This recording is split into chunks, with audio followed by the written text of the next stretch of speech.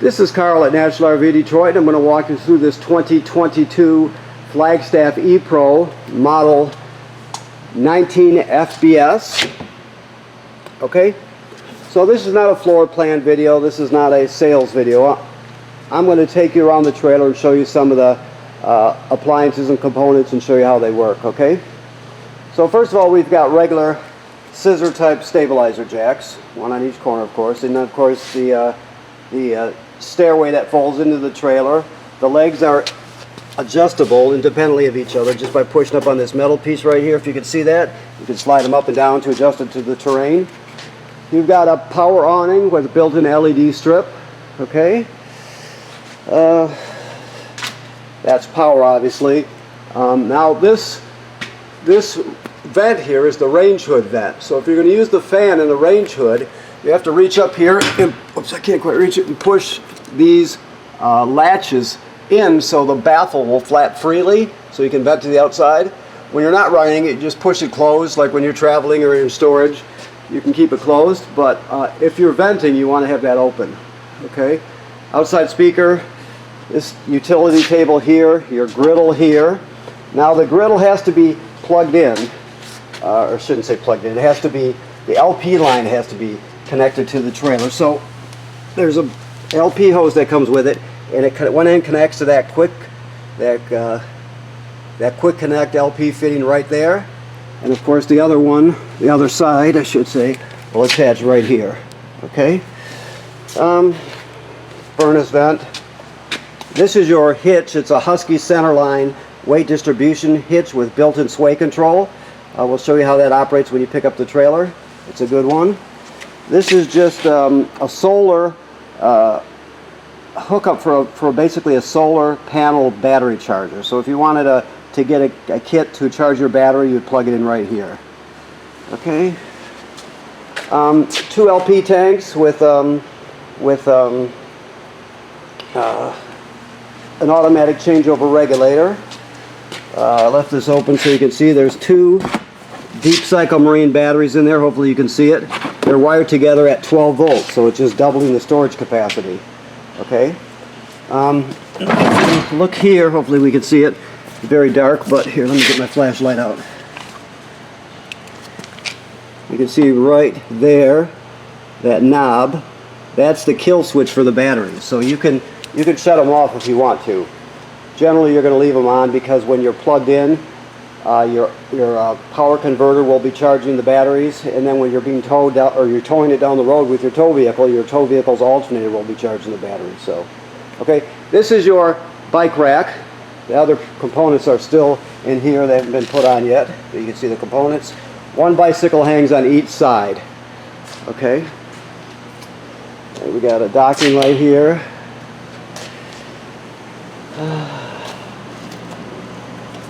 Okay, so this is your pass-through storage. He still has some of the stuff here as he preps it. This is a water filter, for example. You can use if you choose to. There's also this is the wrench for it here. I'll show you where you put that when we get to it. But there is a canister that you can put that water filter into. Now, if you use it, you have to change it every season. So when you de-winterize, or when you winterize in the fall, you'll throw it out before you winterize it. After you de-winterize in the spring, you'll put a new one in if you're gonna filter the water. So a lot of people don't use them because they don't drink the water. They use bottled water, but it's up to you. Okay. So this is the city water hookup, the most common way to get water to the trailer. If you're going to a campsite or campground that does not have plumbing on the campsites, you can pre-fill your fresh water tank right here and carry the water with you and use the onboard pump to pump the water. So even if you don't have city water, if you fill your tank, you'll still be able to use all the plumbing as if there was city water. Okay, and then right down here is your fresh water drain. You can see that white gate valve down there. That's to empty the water out if you need to. This is an antifreeze hookup right here. So the antifreeze is drawn into the system when you're winterizing through this port. So you have to make up a hose. You go to Home Depot or Lowe's and get all the parts. And you just get a garden hose fitting that screws into there, and then you have enough hose to reach the ground. Therefore, you'll put one end on here and you'll put the other end into the antifreeze, and then you'll use the water pump to pump water, or excuse me, to pump antifreeze through the trailer when you're winterizing. Okay, all right. Your water heater is here. take this off here. Drop the cap. Hold on, please. Sorry. All right, so this is your water heater. Right now, the plug. This is the plug, and this is an anode rod. Right. It screws right in here. If you can see that. There you go. It takes an 1 1/16" 6-point socket. You need an extension and then a bar or a ratchet to break it loose. So you should carry that with you. You should get, if you don't have it, you should get it. This works on both gas and electric. Okay, and the switches are inside. These are just low point caps here because it is winterized right now. So that's what those gray caps are. Okay. So you know that this is a Schwintek, or also called it's a Lippert in-wall slide out, but it's referred to as a Schwintek. People will still refer to it as a Schwintek. So that's the type of slide out you have. All right, just an outside shower / sprayer. This is your power cord. It's a 30 amp, 30-foot cord. Okay, you have your dump valves here. You have your gray valve right there, and then your black valve is right there, if you can see it. Okay, I know we're dark, but always dump the black first. That's toilet water and waste. Then you dump the gray. It sort of washes out, helps to wash out the dump hose. Okay, and then after you do that, you can leave your black valve open, right? And you can hook the hose at the dump station right here to the flush, and you turn on the water and it'll spray out the inside of your black tank. Just make sure you leave the valve open like it says on the sticker here. But it'll clean off the sensors and clean out the tank in general. But one of the main pluses, it'll keep your sensors clean so you get good accurate reading. Alright. So you have a ladder to go up on the roof, which is a good thing because the manufacturer states you should inspect your roof every 90 days. So you need to go up there or have somebody go up there, check the sealant for cracking or separation. Just make sure no water gets in. That's job number one, to make sure no water gets in. Second thing is you'll check all the attachments to the roof, the vent covers and the roofing material and so forth, to make sure it wasn't damaged by low branches or road debris flying up there or anything like that. So every 90 days you're going to give it a good inspection. You see something, take care of it immediately. Also, this is Housing's telling this is pre-wired for a backup camera if you want to add one. Okay, so let me just look real quick here. This has a keyed lock. It also has a keypad. In your paperwork with the trailer, it'll show you tell you what the default code is, and then you can make up your own that all your family members know and can remember. Okay, so when we come in the door here, this is the power converter, right? This converts AC to DC power. So what it does is when you're plugged in, this handles the AC power side. So these are circuit breakers just like the ones you'd see at home right here, and they're all labeled. You can see the label. So those are 110 AC. Then the power is converted to 12 volt DC on this side here, right? Those are 12 volt fuses, and they're all labeled right down here. So that handles the 12 volt side. So it converts AC to DC power. Now if any of these were to blow, they'll actually light up and you can see them glowing through this perforated plastic here, okay? And very importantly, this is also a battery tender. So as long as you're plugged into AC power, it'll sense how much energy your batteries need and keep them charged up. If they're already topped off, it'll just trickle a couple amps. If they're low, it'll send 10 or whatever it needs, okay? So it's also a battery tender. This is your carbon monoxide and LP gas detector. Carbon monoxide is good, LP gas coming up. Good, and then if it beeps slowly like this, it's telling you that your battery's low. So it's a low battery alarm, carbon monoxide and LP gas. It should always be green like it is. If not, you get it serviced right away, okay? Alrighty. So your refrigerator is a 12 volt DC refrigerator. Okay, always make sure you latch it so you don't damage it. But the doors, when you're going down the road, they'll fly open. Microwave works like any other microwave. Okay. These are your keys. so let me see what's next here. All right, so I assume the gas is on. Let me see here. But this is the sparker for your range. You turn it clockwise to spark it. So you just turn on a burner, spark it. See it lit right there. Three burners, 3 knobs, of course. Then you have your oven knob there. So the thing to remember is that this has a pilot light. So if you go to the bottom all the way to the back, you can see there's a pilot light back there. I can spark it, you can see it back there, okay? So what you do is you go to the oven knob, you go to the picture of the pilot light and depress it. You keep it depressed while you're lighting it. So you keep it depressed, then you start sparking it. After it lights down here, you're still holding this in. You leave it for another 10 or 15 seconds to hold it up, or to heat it up, I'm sorry. Then you'll go to the operating temperature, and it cycles just as an oven does. But when you shut it off, the flame goes out, of course, but so does the pilot light. So you have to relight it each time you use the oven. You always have this closed when you're traveling, or it will break. This is your range hood that I told you about. It's the fan. Remember I told you there's a baffle on the vent on the outside you want to have open when you're venting to the outside. You also have light, okay? Alright, so moving a little farther down, you've got your entertainment here. So you have a TV. In this TV it has a bracket. You can see by this catch here and then this round piece, you can lock it into place so it won't fly around when you're traveling. The thing to know about this is, you see I could shut that off, but this is a signal booster for the digital antenna, so you always want that on. It should be green or you won't get a good picture if you're using the antenna. Also, if you want to put satellite, there's another hookup, but the next thing to know, this is the Wi-Fi Ranger, the switch for it anyway. So the Wi-Fi Ranger is a signal booster for public Wi-Fi. Basically, if once you and your family's devices are hooked up to it, it'll be able to boost your bandwidth. You'll get a much better signal. If you look right here where it says network, I don't think you can read it, so I'll just give you an idea. The top line is the name of your Wi-Fi Ranger, Tenton 1286, I believe it is. So when you're looking at your phones or tablets in the Wi-Fi section, that's what you'll see. That's your Wi-Fi Ranger. So you'll log onto that and put the password in so it automatically logs on. Okay.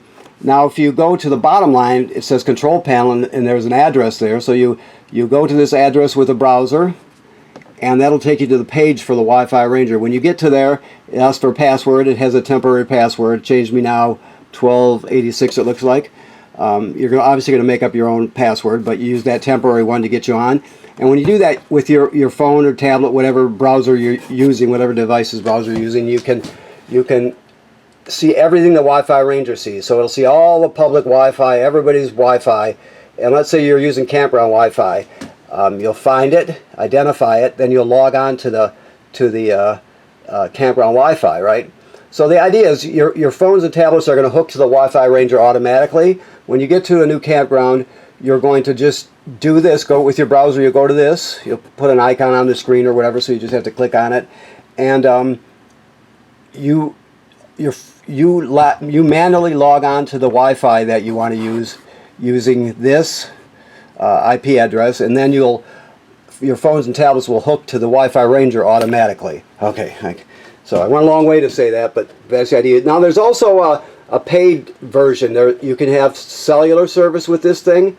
You have to talk to your cellular provider or talk to Wi-Fi Ranger, whatever, and something you have to pay a monthly fee for. But most people just use the Wi-Fi booster part of it. So okay, but cellular is available if you need it. Now your sound system here, you have basically AM/FM radio. You have Bluetooth right here, so you can hook up wirelessly with your phone or tablet. You have a USB here, so you can stream wirelessly, you can stream off a USB drive. You can put all your favorite albums on there and take them with you, for example. It has 2 speaker zones, 1 and 2. 1 is inside the trailer, 2 is outside the trailer. And this HDMI is an in. So let's say you have a portable Blu-ray player, for example. You can just set it somewhere, plug it in, run the HDMI right to here that goes into the system. A game machine would do the same thing, so you can get into the system using this HDMI, okay? Alright, so that's about that. Let me look around a little bit here. Okay, so this table here is normally stows behind the couch, right? But they've just got it sitting there. So that table, you can put it outside, you can stow it behind the couch, you can do whatever you want with it. Just make sure it doesn't bounce around and break something. So this device here, remember I told you it has a power converter that converts AC to DC power. It also has an inverter. Inverters will take the 12 volts from your battery and it will convert it to 110, 120 AC. It's just the opposite of conversion, it's inversion. So you just push that, and when the green is on, you know you're inverting power. Now you don't leave it on unless you need to use it, right? Only one socket or one duplex is going to be wired to invert power. That one doesn't say it is. Let me just look around and see if I can find one that tells me that it's... Well, anyway, none of them have the sticker on them. But before you pick up, I'll go around with my tester and find out which one is inverted for you. Okay. So the idea is, if you've got like a hair dryer that works on AC power or a coffee pot or something like that, you can click on the inverter, and that'll take the 12 volts out of your battery, convert it to 110 AC. It'll take 12 volt DC from your batteries, turn it to 110 AC, and then you can run an appliance off of it. You don't use it all the time, like I said. You just use it as needed, okay? And so when you're not using it, you're just going to shut it off. You just hold it for a second, and there it goes off. Okay, just don't leave it on unless you're using it. Okay, so this does have solar panel on the roof. So let me show you that part. Okay, so here we are right over here. This is the solar controller. I'm trying to get some more light here, but I'm not sure if there's any direct light there. No, we can see okay, but with the camera, it's not picking up all that great. So basically, right now the battery hasn't been set on it. It says that it's an AGM battery, so I'm going to fix that right now. You won't have to do this once I fix it. Let me set this down. It just dawned on me that it actually lights up when you push a button. I didn't have to go through all that, but I'm just going to hold B down until AGM starts flashing. You can see it. There it is there. I'm going to move it down to flooded, which is the type of batteries you have, deep cycle marine batteries. Then I'll lock it in here. There you go. So now it knows that you have flooded batteries. Now if you were to put gel batteries, AGM gel batteries in there, you'd have to change it to that. Or if you're using lithium, you'd have to change it to lithium, right? So right now we're using flooded and it's set for that. Okay, so B is the only, there's only one, it only sees one battery when it looks, because they're wired together as 12 volt even though there's two batteries, so it just sees one battery. Alright, so right now we've got 13.2 volts in the battery, which is perfect, right? Push B again. We're gaining nothing from the sun. There's the sun, there's your solar panel, 0.0, but we're inside a shop right now, so that's normal. It'll normally go from a half an amp up to, 6-7 amps, whatever, depending on the position of the sun and if there's clouds and if you're in the shade or the sun, that sort of thing. But so that's how you read what is being gained by your solar panel. So the sun sends it to the solar panel, the solar panel sends it to your batteries, right? Okay. The next one is 100% charged. Your batteries are full, and amp hours, 66, right? So you've got, that's how much energy you have stored in your batteries. Then back to 13.2. So like I said, when you push it to this point where you see the arrow going from the sun to the panel, that is what you're gaining from your solar panel. Also, in an emergency, this is a USB here, so if you needed to charge a phone in an emergency and nothing else was working, you can just plug right into it and let the solar panels charge your phone, for example. Alright, so let me go back to just your voltage here. Okay, hopefully you understand that. There's literature for everything that comes with the trailer. Also, don't hesitate to go on these people's, each manufacturer's website and look at their product videos. They got some good stuff there too if you want to learn. So that's your solar controller. This is obviously just an analog thermostat. You want it to click all the way to the left when it's off. To turn it on, you go like that. It lights your and turns on and lights your propane furnace, right? But when you're not using it, you want to click it like that. As soon as you do that, it's still going to keep running, and it'll cycle through to complete the cycle, take a minute or two. But as soon as you turn this off, the gas goes off, but the motor just cycles through, though, the system does, okay? All right. So, toilet works like any other RV toilet. Basically, you've got a flush pedal here. I don't know if you've owned one of these before, but right now that's antifreeze in it. To flush it, you're going to push the pedal down. If we're hooked up to water, water will come swirling around and go straight down into the black tank, which is directly below. So you can't use this dry, right? If the black tank's dry and you use it, you're going to regret it because the smell will be overwhelming, plus it can get clogged up. So when you get to the campground, you hook up your power and your water, you come in here, you put 1 dose of chemical, whichever brand you use, in there, and then you're going to step on the pedal, water will come swirling out, and you put about a gallon or so of water in the black tank. Some people use more, it's up to you. Then you're ready to use it. Now if you were going to, let's say your black tank was full, but you're going to stay at another week at the campground. So you dump your black tank. After you do that, you want to repeat that procedure because it's empty now. You put a dose of chemical, gallon of water in there, and you're all set. Okay? Simple enough. Now, this is your shower miser. Basically it circulates water in a loop. When you put it in this position and you turn on your hot water, instead of the hot water just coming out of the shower and going down the drain into your gray tank, it goes around in a loop from your water heater to here. You just keep going around and around, the same water, and it heats up. After that water heats up, this will turn a kind of a beigeish color. That's how you know.